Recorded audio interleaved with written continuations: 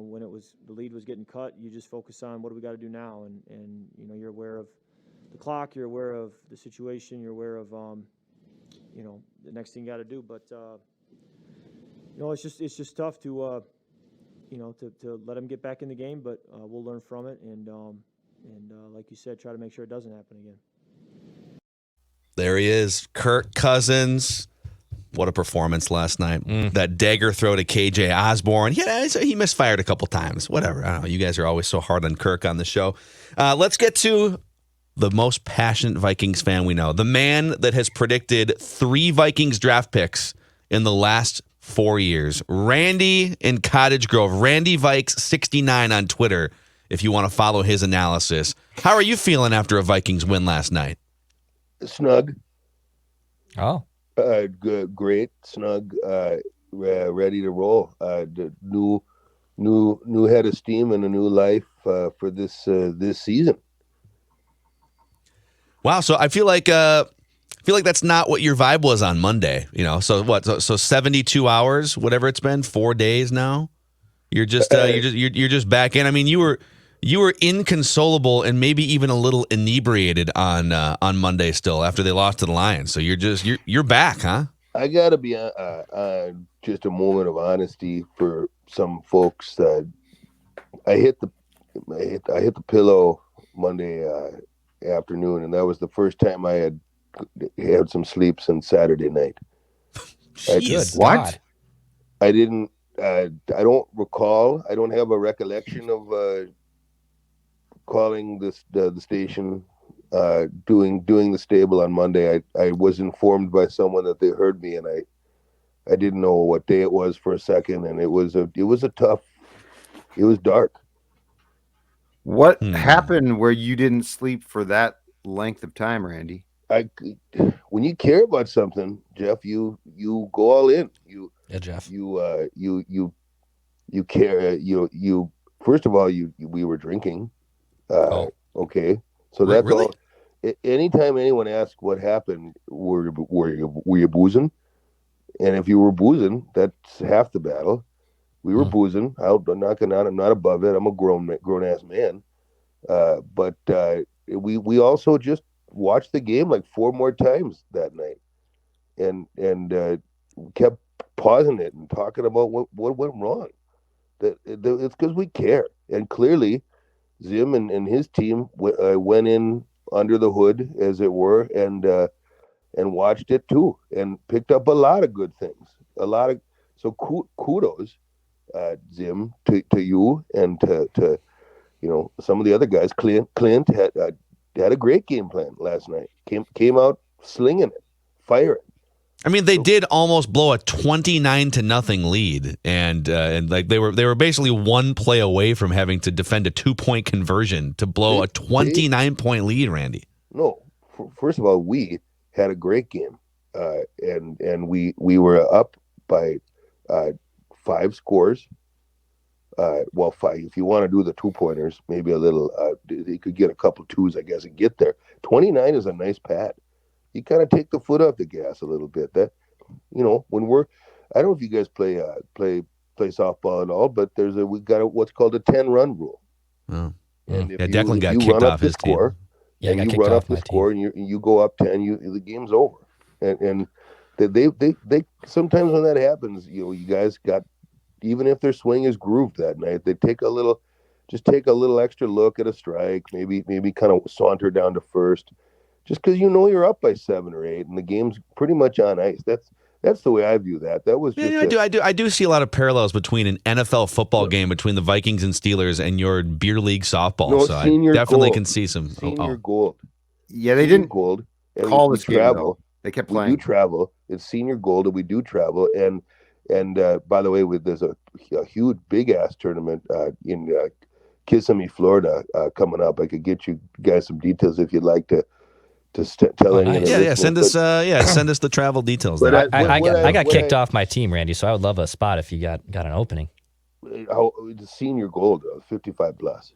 Oh yeah, dude, come on, that's happening. And then to be honest, stupid a lot of questions these like teams that. a lot of these teams bring in guys who are just like, they come on that squad the day after their 55th birthday. That's bush league. Give it a. If you still got it and you're raking, you don't need to come play senior gold till you're little. You got to have a hitch or a hobble or something. This is we are the old guys. We know that, but we get into it, and when we're up big, we take a little rest, and that's fine. They earned that. That's called a big ass pad. 29 rip. That's a big ass pad. That's a good pad, and that game was never in doubt. And my buddy was there. Yeah, at the end, I think it was Randy. No, my buddy was there. He said the crowd was rowdy. They were rowdy. Steelers fans were, yeah, that's true. Terrible towels. The bottom line is that's a quality franchise that they took to school last night. The Steelers are good team. Man, Big Ben he's a Hall of Famer. He's a Hall of Famer, and so I'm looking forward now to rattling off a couple more. Don't tell me 10-7 is out of sight. Randy, I'm concerned about your ups and downs. Like 4 days ago, you were despondent and so drunk that you now don't recall calling into our show. I was lubed up. And now, okay, lubed up, and now you're satisfied with what was an ugly win at best and a concerning win, and I'm concerned about your ups and downs. Why were you lubed up? Declan, I think you're taking it too literally. I don't know if I am. We lubed it up. We got going. Declan has a different definition. Last night is what last night was the payoff for what they tried to accomplish on Sunday, and they put it together. And Delvin, it's so good to have you back. We saw him trot out there with that contraption on his shoulder, and my buddy Dave said that I don't even think he needs it. Didn't look like he needed it. Precautionary, because he was bulldozing guys. He just really was, and he's going to be a big weapon in the playoffs. I'll tell you that. Yeah. Well, if all right, listen, I don't want to kill your buzz here, literally or figuratively. So, you're riding high after that win last night. Let's do the stud stable. Let's do this. Let's go. This is a great one. All right. Okay. This is Randy and Cottage Grove's stud stable after a 36-28 win over the Pittsburgh Steelers. This is a great stable. Fun to do a stable on a Friday too. Usually it's a Monday kind of a thing. And there's been some duds, but not this one. This is a stud stable. This is the Vikes, and we put a whooping on. We ran up the score 36 points on the Pittsburgh Steelers, a quality franchise with 6 titles, by the way. Number one stud. This is a guy who kind of flies under the radar at times, but not last night. He found a way to kind of crack a couple of seams and get open late for that big one. And people say he pushed off. Nah, that's football. That's bruising. That's football.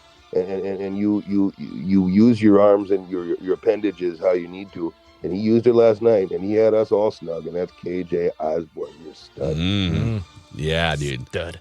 Another big performance stud last night over on the defensive side of the football. And this guy was really rocking and really rolling.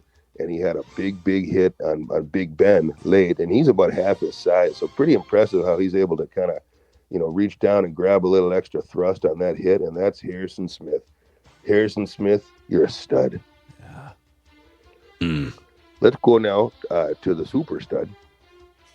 The super stud is a guy who a lot of people wrote off this guy. Said he gets hurt too much. Said he can't stay on the field. Looked pretty good last night. And that's a running back by the name of Delvin Cook. Delvin, when you put your mind to something, there's nothing in the world that can stop you. And last night, those linebackers didn't have a chance. Matter of fact, I think T.J. Watts even left the game. He said, "I've had enough. Had enough of this." Yeah. And that's because you just mowed them all down. And you could have had 300 yards. Put the pedal down. Maybe you will next Monday. Delvin, you're a super stud. Yeah, it's funny how Watt. I'm a little sore now after. We're giving up 90 yards on 8 carries. My something hurts. His ass down. Yeah. Yeah. And then the last one here. This is the good. I love this spot. This is the way the stable is kind of starting to play out. And this week I couldn't break the tie, so I'm going to make an exception, and there's going to be a double super duper stud. Oh, wow. Wow. And this is two guys who a lot of people want to tie at the hip, and that's fine. After last night, you go ahead and tie their hips, tie their asses together, and that's the coach Mike Zimmer, who has got new life now, and a good looking gal pal that I saw, and then also Kirk Cousins and Mike Zimmer. You guys control your own destiny. You really do. The sky's the limit, and you can get an extension for both yourselves if you just run the table and get in the playoffs and make some noise and go deep. Just look yourselves in the mirror or in the eyes and say, let's be buddies the rest of the way. Because we when we do look in that mirror, we see two guys who are both super studs. And he's gone. All right. Wow. So I feel like he's tried to fire Mike Zimmer and cut Kirk Cousins about 9 times each this season. Now they're the super duper studs in the stud stable. I think my concern actually increases now. Randy's emotional state to me is concerning. It's a little up and down for my taste. Completely blacking out on Monday, probably not a great thing. No, we've all been there. When we were 20. I was gonna say he's not a young man. He's a softball player in the Senior Gold League. Well, we know he's over 55. And by the way, Declan, you dirty-minded kid. What do you mean? I mean, just because. What did you think lubed up meant? I know exactly what he thought it meant. That's a rhetorical question, Phil. Yeah. You know exactly what it meant. No, I know what you think it meant. But it means You think I think that I think it meant. But to me, it just means what Phil thought, which is what it really means. But I know what you're saying, and that's really a dirty-minded thing to think. Yeah. You guys want to get into some Feedback Friday here? You guys want to get lubed up and do a little Feedback Friday? Stud. They're all studs. Randy's Stud Stable was presented by our friends at Federated Mutual Insurance Company. So if you're a business owner out there, you know who the stud of the insurance world is. It's Federated. They bring all sorts of trusted resources and tools and people to help your business with risk management, bottom line protection, employee protection. Federatedinsurance.com. And remember, at Federated, it's our business to protect yours. We're also giving away wild tickets, Winter Classic wild tickets against the Blues on New Year's Day.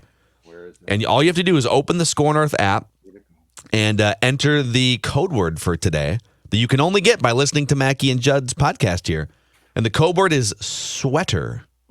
Sweater. Probably something you're gonna want to wear sitting outside under a jacket while watching outdoor hockey.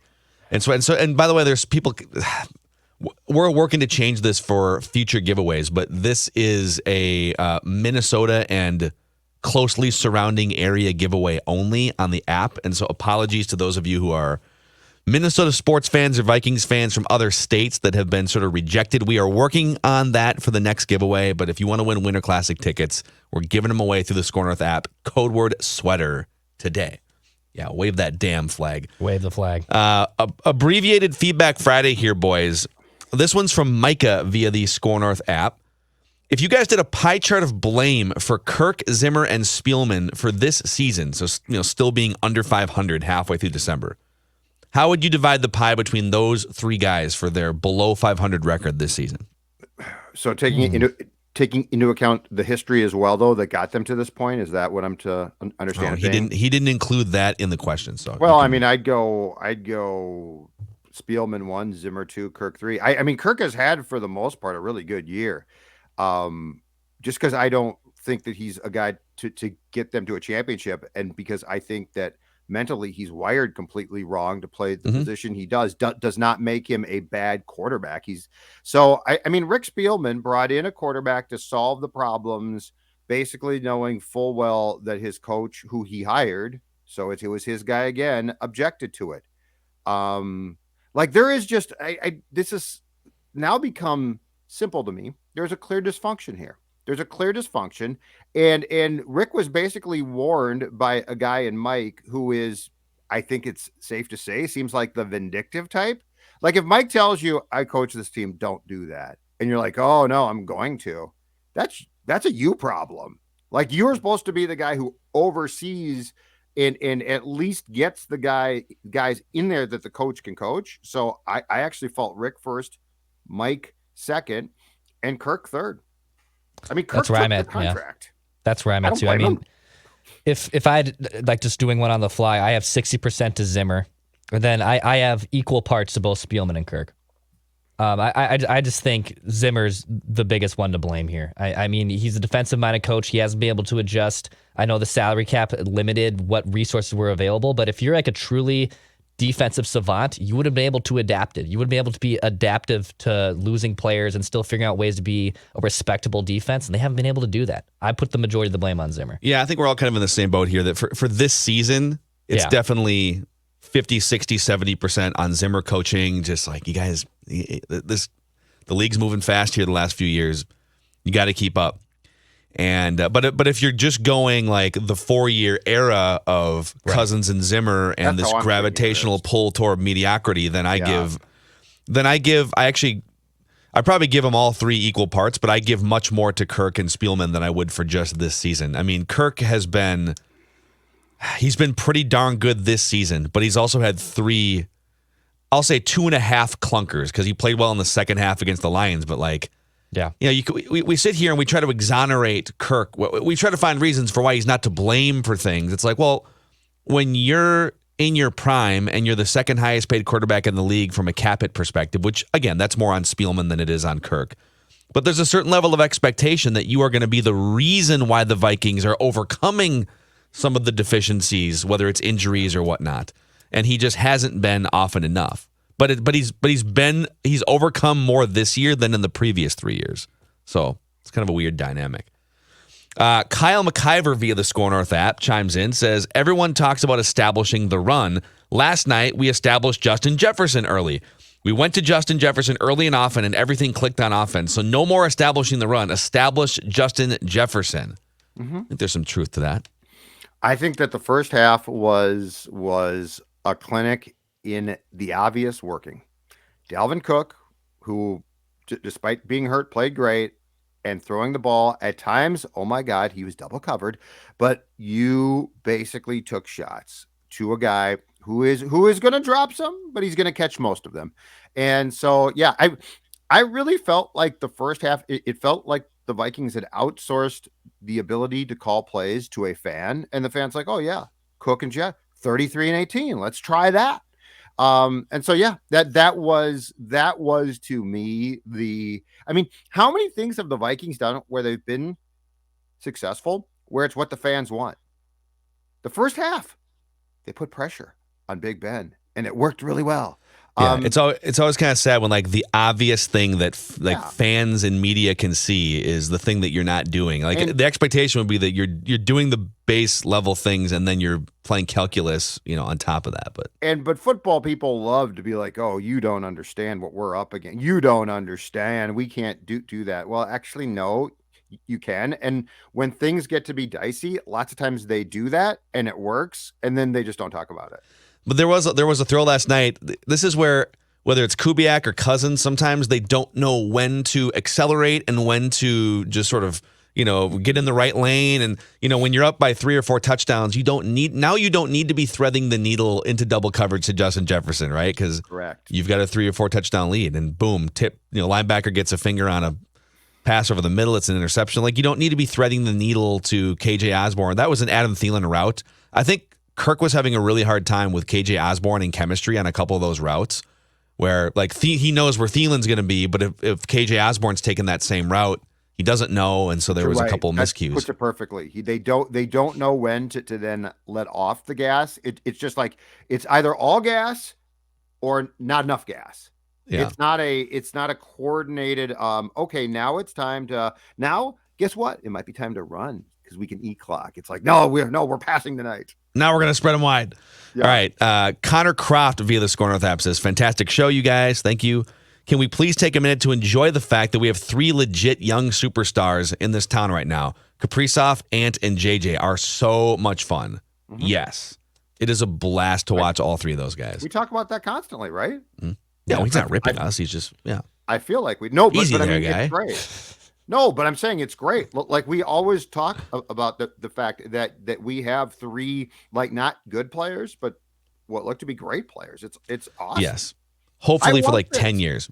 This is what we want. This is why we strive to be better, to get things like this. So yeah, I think it's worth being celebrated several times over. Alex Hansen via the Score North app. Nice silver lining, Phil. Too much pressure on Greg Joseph. Love your guys' content. That was yeah, great. that was my Kiss of silver death. lining this week on Purple Daily.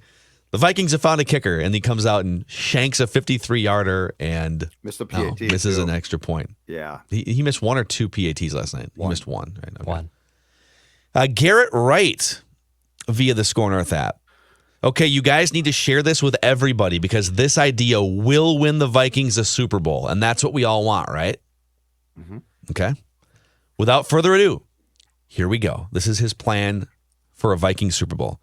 Fire Zimmer, keep Rick, tell Rick he's got one more chance to make some noise, and the leash is short. Hire Josh McDaniels, trade Kirk to whoever wants him, sign Tom Brady to reunite with Josh McDaniels because Brady, I guess there's an opt-out or something. I don't know. Thought he was under contract, but whatever. Let's keep going. Sign Brandon Scherf to solidify right guard. Whatever trade compensation you get for Kirk, use it to move up in the draft, not down, and acquire Aiden Hutchinson as a pass rusher. Now you have an offensive-minded coach from a winning culture, the greatest quarterback of all time who knows the system, weapons galore. The defense gets a freak added to the D-line. Wilfs, if you need any more input, you guys can find me. Wow. Dex, you want to take that Yes, one? I'm all for this. Aiden Hutchinson and Tom Brady. Let's go get both for next year. I mean, I'm out on Josh McDaniels, but if Tom Brady's coming with, then I'm. Who I'm cares in. who the coach Yeah, is? I'll coach. Childress can come back yeah, for all seriously. I care. TB12 is currently renting Jeter's condo in Florida. It's warm year-round there. I don't think he's coming to play for the Vikings. I'm sorry. Ah, but Judd, he Minnesota has boy. fond memories. He won a Super Bowl in that. No, he Minnesota lost. Actually, boy. I'm sorry. Lost. No, he lost one. No, he's never going to want to play there. No. That's right. His aunt's in like Ricori or something, right? Yeah, he's something got, like he's that. got like a fourth cousin. It's great. Yeah. All right, Tim. No, listen. If you want, Garrett, if you can pull some strings and get Yeah. Brandon Scherf, Tom You Brady, go. and Aiden Hutchinson here, then let's You go, let's rock. Garrett. All right, Tim Zigman via the Score North app says, if you guys are nostalgic for the glorious Dan Munson area of Gophers basketball, Doug Peterson is the perfect Vikings head coach for you. Wow. Shots fired at Phil. for We that talked one, huh? about, I'm not like dying on the hill, but Doug Peterson's won a Super Bowl. He's offensive minded. He's molded quarterbacks before. Yeah. He's also had falling outs with all those same people. Yeah. It was hoped that Munson would bring the same success to the Gophers that Gonzaga was enjoying. Unfortunately, with Munson in charge, the Gophers did pretty much nothing, and et cetera, et cetera. I will say that Dan Munson walked into that job with a ton of restrictions on scholarships and stuff. Like, he took the job probably by mistake. So I don't know if that's an apples to apples comparison. Doug Peterson definitely isn't a surefire thing. I'm just saying, if you're looking for an offensive-minded coach who's been there before, has won a Super Bowl, has developed quarterbacks, he turned Nick Foles into a Super Bowl MVP. Just saying, like, you could do worse than Doug Peterson. Was it him? Was it Frank Reich? How about Doug Peterson and Tom John Brady? DeFilippo. What?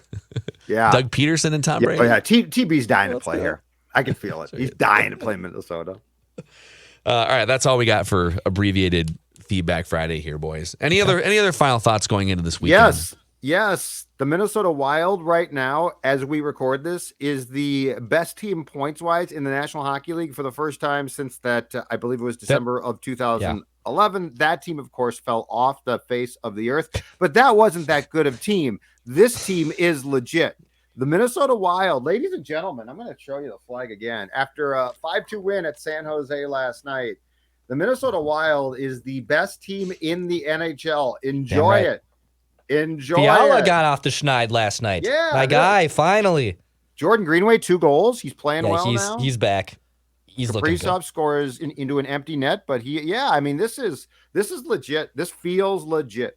I might eat those words, but it feels legit. Let's definitely give this some room to breathe so Dex can grab it for old tweets exposed Yep. in a couple months from now. If Feels they lose a legit. bunch of games, but it Feels does legit. feel Yep. legit. Just the only thing that we need now is for the National Hockey League to pull out of the Olympic Games in February so that the Wild can continue to play. And you don't send guys, because you know as sure as I do that Kaprizov's going to play for that it's Russian organization of something, and he's going to get hurt or something. So get out of the Olympics. Don't put that into the atmosphere. Don't put that into the existence. John Tavares got hurt. This is a recipe for disaster for somebody, and it might be us. I don't want that. I mean, you can get hurt playing in the NHL too. Sure you can, Yes. but if you get hurt playing for your employer, that's part of the bargain. Teddy Bridgewater's knee exploded at practice. No, but it didn't explode playing for some U.S. team. It exploded playing for his employer. I have no problem with being hurt playing for your employer. What I have a problem with is being hurt playing for your country, which gives you almost nothing. You don't get a paycheck from them. You get a hearty thank you and a pat on the back. Get out of the Olympics. I'm really glad you laid that out. I didn't know you were frustrated with the NHL players going to the Olympics. First time never heard of that. I don't like guys playing for their country. You play for your employer. What about the other Olympic events? Do you like the luge? Gymnastics? No, you cancel it. You know what? They should go do it. Don't televise it. Again, what about the 4-man bobsled? You know what? Got a bobsled team. Do you know what makes sports great? Everyone should and can participate. Do you know what makes sports great too? You don't gotta watch it. I got one more thought here as I watch highlights of the game last night. I could tell Phil's distracted.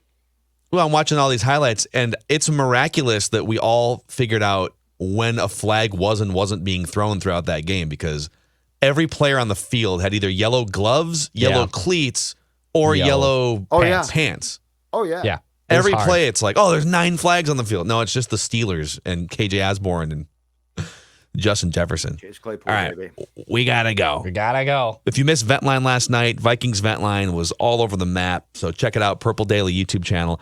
And we are at like 150 subscribers away from 30,000 combined across the Score North and Purple Daily YouTube channels. So thanks to everyone who has clicked the subscribe button on those YouTube channels. We'll see you guys.